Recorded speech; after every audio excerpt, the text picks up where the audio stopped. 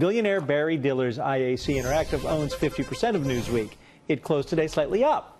Not bad for a magazine. Time Warner, owner of CNN, it closed in the red. ClimateDepot.com founder Marc Morano says the media is eager to paint President Trump's people as evil and anti-environmental capitalists. And it should be pointed out again that the National Arboretum, arborists, or what I would call tree experts, recommended this 200-year-old tree planted by Andrew Jackson, the president, in 1835, was dangerous and that it should have fallen down years ago. And then First Lady Melania Trump agreed, but only a portion of the tree. The dangerous portion is going to be cut down. So where did Newsweek, I'm not going to go after CNN, but where did Newsweek get it wrong? Newsweek got it wrong the way they always do. They went for anti-Trump clickbait, and the clickbait here was Melania Trump, the evil wife of President Donald Trump, are anti-tree, and they're destroying not only trees but our historical heritage at the White House. And the story had no foundation. As you mentioned, back in 1970 and into the 1980s, this tree has been on life support. And this is a report out saying it's become a danger, it's not sustainable.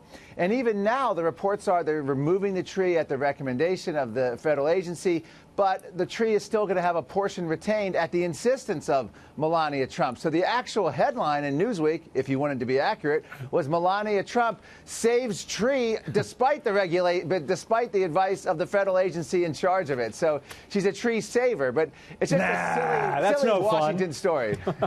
That's no fun for a headline or clickbait, as you said. But as we pointed out, it was specialists from the United States National Arboretum which concluded that the overall architecture and structure of the tree is greatly compromised. The tree is completely dependent on the artificial support. It's got rods in it. If it wasn't for the extensive cabling system that props up the tree, it would have fallen years ago. Shouldn't the blame, I'm reluctant to even say blame the National Arboretum. I mean, the darn thing is a safety hazard. It should come down. Yes.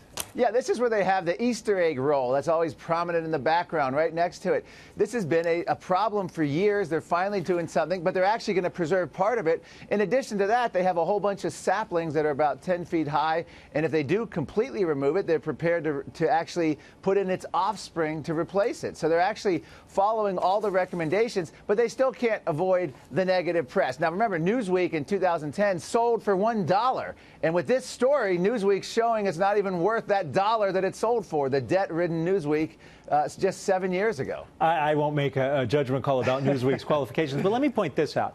The First Lady's spokesperson said they reviewed reports and made sure every effort had been made to preserve the historic tree, but visitor safety, including members of the press, because we go back there for events, were of concern. I've also been a reporter on the receiving end of a call from the press office saying, that was wrong. Can you please correct that? Or, you know, I'm sure some of the people who wrote those articles or headlines got those phone calls, don't you think? I do. In fact, it's so bad, the bias here, that even Chelsea Clinton is praising Melania Trump for going against the recommendations and preserving at least one part of the tree. They're still going to try to save it and keep it on life support. So you have a Clinton actually thanking the Trump White House. So the media, even the media, is an outlier here.